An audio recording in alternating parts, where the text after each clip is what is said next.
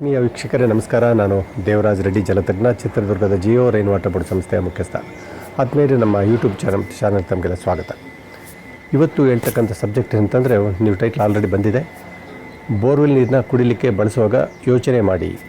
ಕುಡಿಬೇಡಿ ಅಂತ ಹೇಳಿಕ್ಕೆ ಬರಲ್ಲ, ಕುಡಿಯೋಕ್ಕಿಂತ ಮೊದಲು ನೀವು ಯೋಚನೆ ಮಾಡಿ. ಯಾಕೆಂದರೆ ಒಂದು ಕಾಲ ಇತ್ತು, ಕೊಳವೆ ಬಾವಿ ಎಲ್ಲಿದೆಯೋ ಅಲ್ಲಿದೆ ಆರೋಗ್ಯ ಅಂತ. ಇವತ್ತು ನನ್ನ ಡೈಲಾಗ್ ಏನೆಂದರೆ, ಕೊಳವೆ ಬಾವಿ ಎಲ್ಲಿದೆಯೋ ಅಲ್ಲಿದೆ ಅನಾರೋಗ್ಯ ಅಂತೇಳಿ. ಯಾಕಂತಂದರೆ ಭೂಮಿಯ ಆಳದಲ್ಲಿ ನಾವು 100, 200, 300, 1000 ಅಡಿ ಆಳಕ್ಕೆ ಹೋದಂಗೆಲ್ಲ ಕಲ್ಲಿನ ಬಂಡೆ ಒಳಗಿರ್ತಕ್ಕಂಥ ಮಿನರಲ್ಸ್ ಅಂತ ಏನು ಕರಿತೀವಲ್ಲ, ಆ ಲವಣಾಂಶಗಳು ನಿಮ್ಮ ಬೋರ್ವೆಲ್ ನೀರಿನಲ್ಲಿ ಸೇರಿಕೊಂಡು ಬರ್ತಕ್ಕಂಥ ಬೋರ್ವೆಲ್ ನೀರು ಸಹ ನಿಮಗೆ ಬಿಳಿ ಬಿಳಿ ಕೆನೆ ಕಟ್ಟಿದಂಗೆ ಮಜ್ಜಿಗೆ ಥರದಲ್ಲಿ ಮತ್ತು ಸ್ಕೇಲಿಂಗ್ ಆಗ್ತಕ್ಕಂಥದ್ದು, ಇದು ಡಿಫ್ರೆಂಟ್ ಹಂತಗಳಲ್ಲಿದೆ. ನಿಮಗೆ ಬೋರ್ವೆಲ್ಲಿಂದ ಬರ್ತಕ್ಕಂಥ ಪೈಪ್ಗಳು ಸಹ ಬ್ಲಾಕ್ ಆಗ್ತದೆ, ಟ್ಯಾಪ್ಗಳು ಬ್ಲಾಕ್ ಆಗುತ್ತೆ. ಸಿಂಟೆಕ್ಸ್ ಇದ್ದರೆ ನಿಮ್ಗೆ ಅಲ್ಲಿ ಸ್ಕೇಲಿಂಗ್ ಅಂಶಗಳು ನೋಡ್ತೀವಿ. ಎಷ್ಟೋ ಕಡೆ ನಿಮಗೆ 4 ಇಂಚ್ 3 ಇಂಚ್ ಪೈಪ್ಗಳು, ಈ ನೀರು 10 ವರ್ಷ 15 ವರ್ಷ ನೀರು ಅದಾದಮೇಲೆ ಆ ಪೈಪಿನ ಒಳಭಾಗದಲ್ಲಿ ಸ್ಥಳವೇ ಕಮ್ಮಿ ಇರ್ತಕ್ಕಂಥ ನೀವು ನೋಡ್ತಾ ಇದ್ದೀವಿ. ಹಾಗಾಗಿ ಕೊಳವೆ ಬಾವಿಯಿಂದ ಬರ್ತಕ್ಕಂಥ ನೀರನ್ನ ನೀವು ಅತಿ ಆಳಕ್ಕೆ ಹೋದಂಗೆಲ್ಲ ಇಂಥ ಲವಣಾಂಶಗಳು ಬಂದು ನಿಮ್ಮ ಪೈಪ್ಗಳನ್ನ ಡ್ರಿಪ್ಪನ್ನು ಎಲ್ಲದೂ ಬ್ಲಾಕ್ ಮಾಡ್ತಕ್ಕಂಥ ಸಂದರ್ಭದಿಂದ ನೀವು ಕೊಳವೆ ಬಾವಿಯನ್ನು ಬಳಸಲಿಕ್ಕೆ, ಕುಡಲಿಕ್ಕೆ, ಕೃಷಿಗೆ ಯಾವುದಕ್ಕೆ ಬಳಸೋ ಮುನ್ನ ನೀವು ಕೆಲವೊಂದು ಟಿಪ್ಸ್ ಇಟ್ಕೊಂಡಿರಿ. ಒಂದು ಪೈಪನ್ನು ನಿಮಗೆ ತೋರಿಸ್ತಾ ಇದ್ದೇನೆ. ಇದು ಒಂದು ಬೋರ್ವೆಲ್, ನಮಗೆ ಬೋರ್ವೆಲ್ ತೋಡಿರ್ತೀವಿ, ಬೋರ್ವೆಲಿಂದ ಸೀದಾ ನೀರು ಹೋಗ್ತಕ್ಕಂಥ ಒಂದು PVC ಪೈಪ್. ಇದು ಸೀದಾ ನೆಲದಲ್ಲಿ ಹೋಗ್ಬಿಟ್ಟು ಮತ್ತು ನಿಮಗೆ ಓವರ್ ಟ್ಯಾಂಕಿಗೆ ಹೋಗ್ತಕ್ಕಂಥ ಒಂದು ಪೈಪ್. ಅದು ಈ ಒಂದು ಪೈಪ್ ಚಿತ್ರದುರ್ಗದಲ್ಲಿ ಮುರುಘಾಮಠ ಕ್ಯಾಂಪಸ್, JMT ಕ್ಯಾಂಪಸ್ಸಲ್ಲಿ ತೆಗೆದಂಥ ಒಂದು ಪೈಪ್ ಇದು ಸುಮಾರು 3 ಇಂಚಿನ ಪೈಪ್ ಇದೆ. ಈ ಪೈಪ್ ಬೋರ್ವೆಲ್ ಹಾಕಿ ಸಾಧಾರಣ ಒಂದು 25 ವರ್ಷಗಳಾಗಿದೆ. 25 ವರ್ಷದಲ್ಲಿ 25 ವರ್ಷ ಆದಮೇಲೆ ನೀರು ಹೋಗ್ತಾಯಿಲ್ಲ ಟ್ಯಾಂಕಿಗೆ ಅಂತೇಳಿ ಅವರು ನೋಡಿದ್ರೆ ಭೂಮಿಯ ಒಳಗಿರ್ತಕ್ಕಂಥ ಪೈಪಿನಲ್ಲಿ ಈ ಥರ ಒಂದು ಸ್ಕೇಲಿಂಗ್ ನೀವು ನೋಡ್ತಾ ಹೋಗ್ತಿದ್ರ ನೋಡಿ. ಇಷ್ಟು ಸ್ಕೇಲಿಂಗ್ ಅಂದರೆ ನೀವು ಒಂದು ಕಲ್ಲು ಥರ ಆಗಿರ್ತಕ್ಕಂಥ ಒಂದು ಫೀಲ್ ಆಗ್ಬೋದು. 3 ಇಂಚಿನ ಪೈಪ್ನಲ್ಲಿ ನಿಮಗೆ ಲೇಯರ್ಸ್ ಚೆನ್ನಾಗಿ ಗೊತ್ತಾಗ್ತಾಯಿದೆ. ಒಂದು ಬಿಳಿ ಲೇಯರ್ ಫಸ್ಟ್ಗೆ ಫಾರ್ಮ್ ಆಯಿತು, ನೆಕ್ಸ್ಟು ಮಳೆಗಾಲದ ವರ್ಷದಲ್ಲಿ ಮತ್ತೆ ಹೆಚ್ಚಾಯಿತು. ಕೆಲವು ಬರಗಾಲದ ವರ್ಷಗಳಲ್ಲಿ ಬೋರ್ವೆಲ್ಲೆಲ್ಲ ವಾಟರ್ ಟೇಬಲ್ ಕಡಿಮೆ ಆದಾಗ ಈ ಡಾರ್ಕ್ ಅಂದರೆ ನೀರು ಕಪ್ಪಾಗಿರ್ತಕ್ಕಂಥ ಸಹ ನೀವು ನೋಡ್ಬೋದು. ಇದು ಆಲ್ಮೋಸ್ಟ್ ನಿಮಗೆ ಇದನ್ನು ನೋಡಿದ್ರೆ ಒಳ್ಳೆ ಕಲ್ಲು ಥರ ಫೀಲ್ ಆಗ್ತದೆ, ಅಷ್ಟು ಹಾರ್ಡ್ ಇರ್ತಕ್ಕಂಥದ್ದು. ಹಾಗಾಗಿ ಈ ಥರ ಕೊಳವೆ ಬಾವಿಯಿಂದ ಬರ್ತಕ್ಕಂಥ ನೀರೇ ಕಲ್ಲಾಗ್ತಾಯಿದೆ ಅಂತಂದರೆ, ನಾವು ಇಷ್ಟು ವರ್ಷಗಳ ಕಾಲ ನಮ್ಮ ಈ ಬೋರ್ವೆಲ್ ನೀರನ್ನ ಕುಡಿಲಿಕ್ಕೆ ಬಳಸಿದ್ದೀವಿ, ಅಡುಗೆಗೆ ಬಳಸಿದ್ದೀವಿ, ಸ್ನಾನಕ್ಕೆ ಬಳಸಿದ್ದೀವಿ, ಎಲ್ಲದು ಚಟುವಟಿಕೆ ಬಳಸೋದ್ರಿಂದ ನಮ್ಮ ಮನುಷ್ಯನ ಆರೋಗ್ಯದ ಮೇಲೆ ಬೋರ್ವೆಲ್ ನೀರು, ಅಂತರ್ಜಲದ ನೀರು ಎಷ್ಟರ ಮಟ್ಟಿಗೆ ನಿಮಗೆ ಪರಿಣಾಮ ಬೀರುತ್ತೆ ಅನ್ನೋದಕ್ಕೋಸ್ಕರ ಈ ಒಂದು ಪೈಪಿನ ಸ್ಯಾಂಪಲ್ ನಿಮಗೆ ತೋರಿಸ್ತಾ ಇದ್ದೀನಿ. ಈಗ ಈ ಕ್ಯಾಂಪಸ್ನಲ್ಲಿ ನಡೆದಂಥ ಪೈಪ್ಲೈನ್ ಬಗ್ಗೆ ಇಲ್ಲಿ ಪ್ಲಂಬಿಂಗ್ ವರ್ಕ್ ಮಾಡಿರ್ತಕ್ಕಂಥ ಸದಾಶಿವ ಅವರು ಮಾತಾಡ್ತಾರೆ. ಅವ್ರ ಮಾತುಗಳನ್ನ ಕೇಳಿಸ್ತಾ ಹೋಗಿ.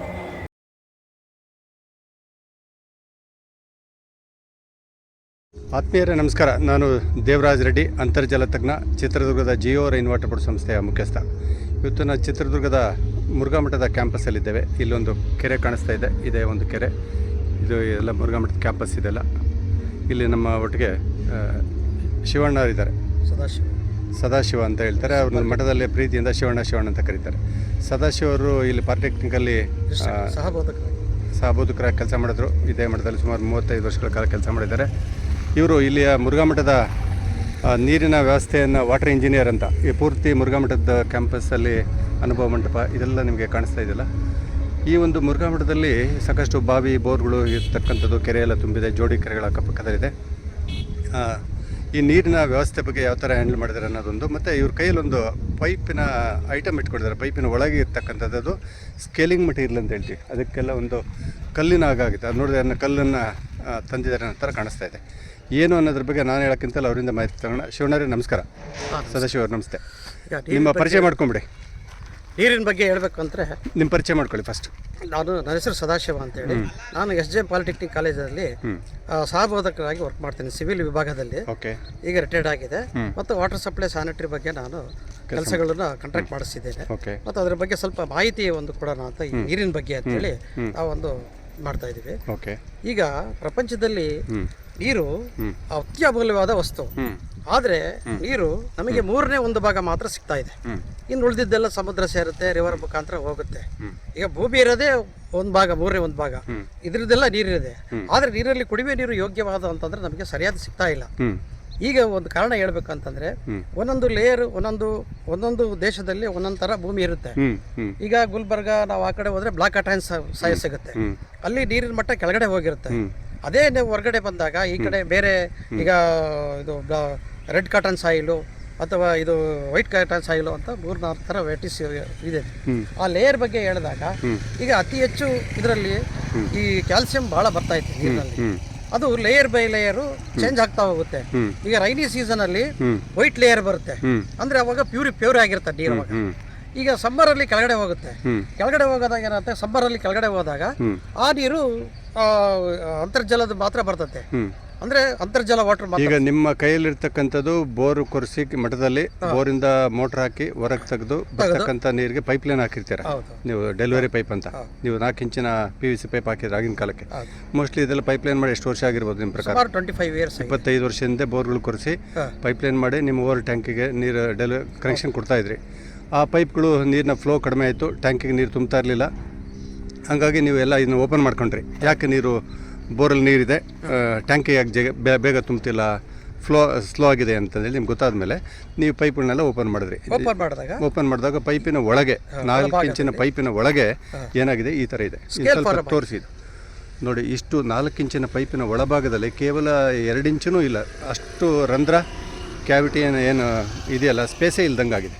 ಇದನ್ನು ಎತ್ತಿದರೆ ಜಸ್ಟ್ ನೀವು ನೋಡ್ಬೋದು, 2 ಕಲ್ಲುಗಳನ್ನ ಸ್ವಲ್ಪ ಟಚ್ ಮಾಡಿದ್ರೆ ಕಲ್ಲು ಇಟ್ಟು ಸಾಕು, ಅಷ್ಟು ಸೌಂಡ್ ಸಹ ಬರ್ತಾಯಿದೆ. ಅಂದರೆ ಸ್ಕೇಲಿಂಗ್ ಮಟೀರಿಯಲ್ ಅನ್ನೋದು ಭೂಮಿಯೊಳಗೆ ಏನು ನಾವು ರಾಕ್ ಅಂತ ಹೇಳ್ತೀವಲ್ಲ, ಅದೇ ಮಾದರಿಯಲ್ಲಿ ಸ್ಕೇಲಿಂಗ್ ಆಗಿರ್ತಕ್ಕಂಥ ಒಂದು ಮಟೀರಿಯಲ್ ಇದು. ಇವರು ಸದಾಶಿವ ಅವರು ಹೇಳಿದ ಪ್ರಕಾರ ಈ ಒಂದು ಸ್ಕೇಲಿಂಗ್ ಮಟೀರಿಯಲ್ ಒಳಗೆ ಪದರಗಳು ಕಾಣುತ್ತೆ, ಲೇಯರ್ಸ್. ಮರವನ್ನು ಕ್ರಾಸ್ ಕಟ್ ಮಾಡಿದಾಗ ನಮ್ಗೆ ಕಾಣುತ್ತೆ ಸೀಸನ್ ವುಡ್, ಆಟಮ್ ವುಡ್ ಅಂತ ಹೇಳ್ತೀವಲ್ಲ, ಹಾಗೆ ಈ ಕಲ್ಲಿನ ಒಳಗೆ ಕಪ್ಪು ಒಂದು ಲೇಯರ್ ಇದೆ. ಕಪ್ಪು ಇಲ್ಲೊಂದು ಕಡೆ ನೋಡಿ, ಇದು ಪೂರ್ತಿ ಕಪ್ಪಿನ ಬ್ಲ್ಯಾಕ್ ಲೇಯರು. ಅದಾದಮೇಲೆ ಒಂದಷ್ಟು ವೈಟ್ ಲೇಯರ್ ಇದೆ, ಮತ್ತೆ ಒಂದು ಬ್ರೌನ್ ಲೇಯರ್ ಇದೆ, ಮತ್ತೆ ವೈಟ್ ಲೇಯರ್ ಇದೆ. ಇದು ಸುಮಾರು 25 ವರ್ಷಗಳಲ್ಲಿ ಈ ನೀರು 25 ಲೇಯರ್ಸ್ ನೀವು ನೋಡ್ತಾ ಹೋಗ್ಬೋದು. ಅಂದರೆ ಇಷ್ಟರ ಮಟ್ಟಿಗೆ ಈ ಒಂದು ಬೋರ್ವೆಲ್ ನೀರುಗಳಲ್ಲಿ ಅತಿ ಹೆಚ್ಚು ಖನಿಜಾಂಶ, ಲವಣಾಂಶ ಇರ್ತಕ್ಕಂಥದ್ದನ್ನ ನೀವು ನೋಡ್ತಾ ಹೋಗ್ತೀರಾ. ಹೀಗಾಗಿ ಈ ಒಂದು ಭಾಗದಲ್ಲಿ 25 ವರ್ಷದಿಂದ ಹಾಕಿರ್ತಕ್ಕಂಥ ಬೋರ್ವೆಲ್ಗಳಲ್ಲಿ ಇಷ್ಟರ ಮಟ್ಟಿಗೆ ನೀರು ಬಂದು ಟ್ಯಾಂಕಿಗೆ ಡೆಲಿವರಿ ಆಗಿ ಆ ನೀರು ಅಲ್ಲಿಂದ ಸೀದಾ ಎಲ್ಲ ಕಡೆಗೆ ನಮಗೆ ದಾಸೋಭವನಕ್ಕಾಗ್ಬೋದು, ಕುಡಿಲಿಕ್ಕಾಗ್ಬೋದು, ಗಿಡ ಮರಗಳಿಗಾಗ್ಬೋದು, ಸ್ನಾನಕ್ಕಾಗ್ಬೋದು, ಎಲ್ಲದೂ ಇದೇ ನೀರೇ ಬಳಸಿದ್ದು. ಅಂದರೆ ಇಷ್ಟು ಲವಣ ಜಾಸ್ತಿ ಇರ್ತಕ್ಕಂಥ ನೀರನ್ನು ಬಳಸಿರೋ ಪ್ರಮಾಣ ಏನಾಗ್ತಿದೆ ಅಂದರೆ ನಮಗೆ ಮನುಷ್ಯನ ಆರೋಗ್ಯದ ಮೇಲೆ ದುಷ್ಪರಿಣಾಮ ಬೀರಲೇಬೇಕಲ್ಲ. ಈ ಸ್ಕೇಲಿಂಗ್ ಮಟೀರಿಯಲ್ ಪೈಪಲ್ಲಿ ಅಷ್ಟೇ ಇರೋದಿಲ್ಲ, ಅದು ಸೀದಾ ನಮಗೆ ಬಂದಿರ್ತದೆ. ಅದರ ಇಂಡೈರೆಕ್ಟ್ ಎಫೆಕ್ಟ್ ಏನಾಗ್ತದೆ, ನಮಗೆ ಆ ನೀರನ್ನು ಬಳಕೆ ಮಾಡೋದ್ರಿಂದ ಅಡುಗೆ ರುಚಿ ಬರೋಲ್ಲ, ಬೇಳೆ ಬೇಯ್ತಕ್ಕಂಥದ್ದು ಕಡಿಮೆ ಆಗುತ್ತೆ, ಮತ್ತು ನಮಗೆ ನೀರು ಕುಡಿಲಿಕ್ಕೆ ಇಷ್ಟ ಆಗೋದಿಲ್ಲ, ಸಪ್ಪೆ ಅನಿಸುತ್ತೆ, ಇಲ್ಲ ಉಪ್ಪಿನಂಶ ಜಾಸ್ತಿ ಅನಿಸುತ್ತೆ. ಮತ್ತು ಅದು ನಮಗೆ ಸ್ನಾನ ಮಾಡುವಾಗ ಶಾಂಪೂ ಇಲ್ದಲೆ ಸ್ನಾನ ಮಾಡೋಕ್ಕಾಗಲ್ಲ, ಅಡುಗೆ ರುಚಿ ಬರಲ್ಲ. ಈ ಥರ ಬೇರೆ ಬೇರೆ ಇಂಡೈರೆಕ್ಟ್ ಎಫೆಕ್ಟ್ಸ್ ಅಂತ ಏನು ಹೇಳ್ತೀವಲ್ಲ, ಆರೋಗ್ಯಕ್ಕೆ ಹಾನಿಕಾರ. ಬಟ್ಟೆ ಹೋಗಿದ್ರೆ ಬಟ್ಟೆ ಸೋಪ್ ಎಷ್ಟಾಗಿದ್ರು ಕೊಳೆ ಹೋಗಲ್ಲ, ಗಿಡಮರಗಳಿಗೂ ಒಳ್ಳೆಯದಲ್ಲ. ನನ್ನ ಪ್ರಕಾರ ಇಂಥ ನೀರನ್ನು ಕುಡಿಲಿಕ್ಕೂ ಬಳಸಬಾರ್ದು, ಕೃಷಿಗೂ ಬಳಸಬಾರ್ದು, ಮತ್ತು ಈವನ್ ಕನ್ಸ್ಟ್ರಕ್ಷನ್ಗೂ ಬಳಸಬಾರ್ದು. ಅಂದರೆ ಅಷ್ಟು ಹಾರ್ಡ್ನೆಸ್ ಇರ್ತಕ್ಕಂಥ ನೀರು, ಅಂದರೆ ಗಡಸು ನೀರಿನಲ್ಲಿ ಇರ್ತಕ್ಕಂಥ ಅಂಶಗಳು ಇದನ್ನು ತೋರಿಸ್ತಾ ಇದೆ. ಸದಾಶಿವ ಅವರು ಸುಮಾರು 25 ವರ್ಷಗಳಿಂದ ಈ ಒಂದು ಕ್ಯಾಂಪಸ್ನ ನೋಡ್ತಾ ಇದ್ದಾರೆ. ಇದೇ ಥರ ಇದು ಮುರುಘಾ ಮಠದ ಕ್ಯಾಂಪಸ್ಸಲ್ಲಿ ಆಗಿದ್ದರೆ ಅವರು JMIT ಕ್ಯಾಂಪಸ್ಸಲ್ಲೂ ಇದೇ ಅನುಭವಗಳಾಗ್ತಾ ಇದೆಯಲ್ಲ ನಿಮಗೆ. ಅಲ್ಲೂ ಪೈಪ್ಗಳ ಸ್ಕೇಲಿಂಗೆಲ್ಲ ಆಗ್ತಾ ಇದೆ, ಬ್ಲಾಕ್ ಆಗಿದೆ. ಅದು 4 ಇಂಚಿನ ಪೈಪ್ಗಳಲ್ಲಿ ನೀವು ಪೂರ್ತಿ ರಿಮೂವ್ ಮಾಡಿ ಮತ್ತು ಹೊಸ ಪೈಪ್ಗಳನ್ನ ಹಾಕಿದ್ರಿ. ಅದು ಹಾಕಿದ್ರೆ ಮತ್ತಿಂದು 3-4 ವರ್ಷ ಅಲ್ಲ, ಮತ್ತೊಂದು 10 ವರ್ಷ.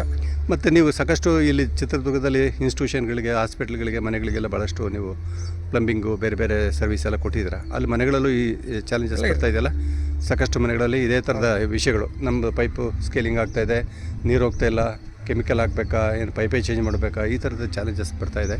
ಹಾಗಾಗಿ ನೀರು ಜೀವಜಲ, ಇಂಥ ಒಂದು ನೀರೇ ವಿಷವಾದರೆ ಹೇಗೆ ಅನ್ನೋದರ ಒಂದು ಪ್ರಶ್ನೆ ಇವತ್ತು ಉಟ್ಕೊಳ್ತದೆ. ಅದಕ್ಕೆ ನಾವು ಅಂತರ್ಜಲದ ನೀರನ್ನು ವಿಷಾಮೃತ ಅಂತ ಹೇಳ್ತೀವಿ. ವಿಷಾಮೃತ ಅಂತ ಅಂದರೆ ವಿಷವಾಗಿದೆ ನೀರನ್ನ ಮಟ್ಟಿಗೆ ಇಷ್ಟು ಗಂಭೀರವಾದಂಥ ಸಮಸ್ಯೆಗಳನ್ನು ನೋಡ್ತಾ ಇದ್ರಿ. ಸದಾಶಿವರು ನೀವು ಏನು ಹೇಳಕ್ಕೆ ಇಷ್ಟಪಡ್ತೀರಿ? ಏನಿಲ್ಲ, ಈ ಶುದ್ಧೀಕರಣ ಮಾಡೋಕ್ಕೆ ಈ ಪೈಪ್ ಸ್ಕೇಲ್ ಫಾರಮ್ ಆಗದಂಗೆ ಇರೋಕ್ಕೆ ಏನಾದ್ರು ಕೆಮಿಕಲ್ಸ್ ಕಂಡುಹಿಡಿದು ನಮಗೊಂದು ಪ್ರಯೋಜನಕಾರಿಯಾಗಿ ಮಾಡಬೇಕು ಅಂತ. ಯಾರಾದರೂ ಈ ಒಂದು ವಿಡಿಯೋ ನೋಡಿದ ಮೇಲೆ ನಿಮ್ಮ ಸಲಹೆಗಳು ಏನಾದಿದ್ರೆ ನಮಗೆ ಈ ಒಂದು ಸಲಹೆ ಕೊಟ್ಟರೆ ಇದನ್ನು ಖಂಡಿತ ಇದನ್ನ ಇಂಪ್ಲಿಮೆಂಟ್ ಮಾಡಲಿಕ್ಕೆ ಬರೀ ಚಿತ್ರದುರ್ಗದ ಒಂದೇ ಅಲ್ಲ, ರಾಜ್ಯದ, ದೇಶದ ಬೇರೆ ಬೇರೆ ರಾಷ್ಟ್ರಗಳಲ್ಲೂ ಇದೇ ಸಮಸ್ಯೆಗಳನ್ನು ಫೇಸ್ ಮಾಡ್ತಾ ಇದ್ದೀವಿ. ಅಂತರ್ಜಲ ಅತಿ ಆಳಕ್ಕಿನ ಬೋರ್ಗಳು ಕೊರೆದು ನೀರು ತೆಗೆಯೋದ್ರಿಂದ ಇಂಥ ಒಂದು ಸಮಸ್ಯೆಗಳು ಹೆಚ್ಚಾಗ್ತಾಯಿದೆ. ಬಾವಿ ನೀರು ಬಳಸುವಂಥ ಕಾಲಘಟ್ಟದಲ್ಲಿ ಇಂಥ ಸಮಸ್ಯೆಗಳು ಇರಲಿಲ್ಲ, ಇದು ಸಮಸ್ಯೆಗಳು ಹೆಚ್ಚಾಗ್ತಿದೆ ಅಂತ ಒಂದು ಇವತ್ತಿನ ಇದು. ಸದಾಶಿವರೇ, ಸಾಕಷ್ಟು ಇನ್ನೊಂದು ಮನವಿ ಏನಂದರೆ, ಯಥೇಚ್ಛವಾಗಿ ಕೆಲವು ಕಡೆ ಡ್ರೈನೇಜ್ ಸಿಸ್ಟಮ್ಗಳು ಇರೋದಿಲ್ಲ, ಕೆಲವು ಕಡೆ ಡ್ರೈನೇಜ್ ಸಿಸ್ಟಮ್ ಇರೋದ್ರಿಂದ ಕೆಲವು ಕಡೆ ಫಿಟ್ಗಳೆಲ್ಲ ಮಾಡ್ಕೊಂಡಿರ್ತಾರೆ.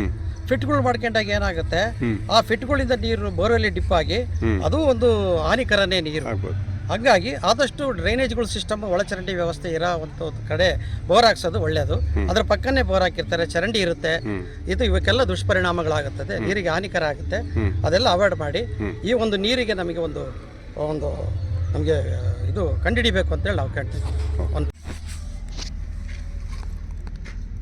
ಅಲ್ಲಿ ಮಾಡಿದಾಗ ಇದರ ಕಾಲೇಜಿಗೆ ಕಂಪ್ಲೀಟು ಲೇತ್ ತಗೊಟ್ಟು ಕೊರಗಿಸಿ ತೆಗೆಸಿದ್ದೆ, ಕಂಪ್ಲೀಟ್ ಟ್ಯಾಂಕ್ವರೆಗೂ ಬ್ಲ್ಯಾಕ್ ಆಗ್ಬಿಟ್ಟು ಏಕೆ ಅಲ್ಲಿವರೆಗೂ ಫುಲ್ ಕಲ್ಲು ಒಲೆ ಇದ್ದಿಲ್ಲ. ಆಮೇಲೆ ಲೇತಿ ಕೊಟ್ಬಿಟ್ಟು ಒಂದು ಬಿಟ್ಟು ಮಾಡಿ ತೆಗೆಸಿ ಒಳಗಡೆ ಎಲ್ಲ ಪೇಂಟ್ ಮಾಡಿಸಿ ಹಾಗೆ ಟ್ಯಾಂಕ್ನಾಗ 2 ಟ್ಯಾಕ್ಟ್ರಿ ಗಲೀಜಿತ್ತು, ನೀರೇ ಬರ್ತಿದ್ದಿಲ್ಲ ಕೆಳಗಡೆ. ಟ್ಯಾಂಕ್ ತುಂಬಿದ್ರೆ ಓವರ್ಫ್ಲೋ ಆಗ್ಬಿಡೋದು, ನೀರು ಕೆಳಗೆ ಬರ್ತಾನೆ ಹೋಗು. ಮತ್ತು ಇದು ಒಂದು ಆಗಬಾರ್ದು ಅಂತ ಏನಾದ್ರು ಟ್ರೀಟ್ಮೆಂಟ್ ಮಾಡಿ ಮಾಡಿಸ್ತೀವಿ. ಮತ್ತೆ ಮಠಕ್ಕೆ ತೊಂದರೆ ಆಗ್ಬಿಡುತ್ತಲ್ಲ ನೋಡಿ. ಈಗ 4 ಇಂಚ್ ಹೋಗಿ 3 ಇಂಚ್ ಆಗೈತೆ ಅಲ್ಲಿ ತಪ್ಪಾಗಿ.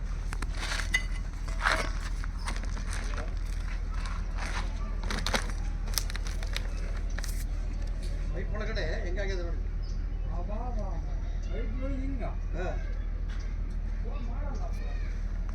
ಕಲಾಜಿ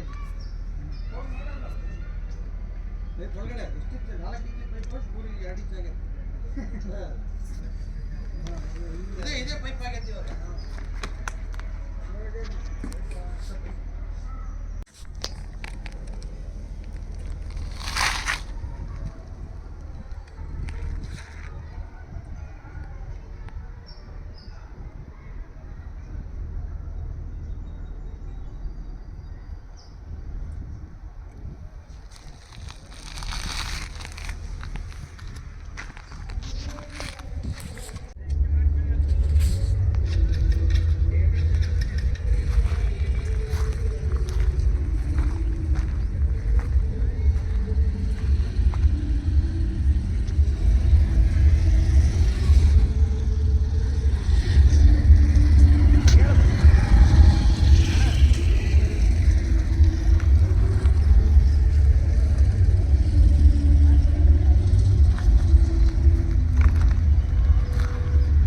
ಇದು ನೀರು ಎಷ್ಟು ವರ್ಷ ಆಯ್ತು ಬೋರ್ ಹಾಕಿದೆ?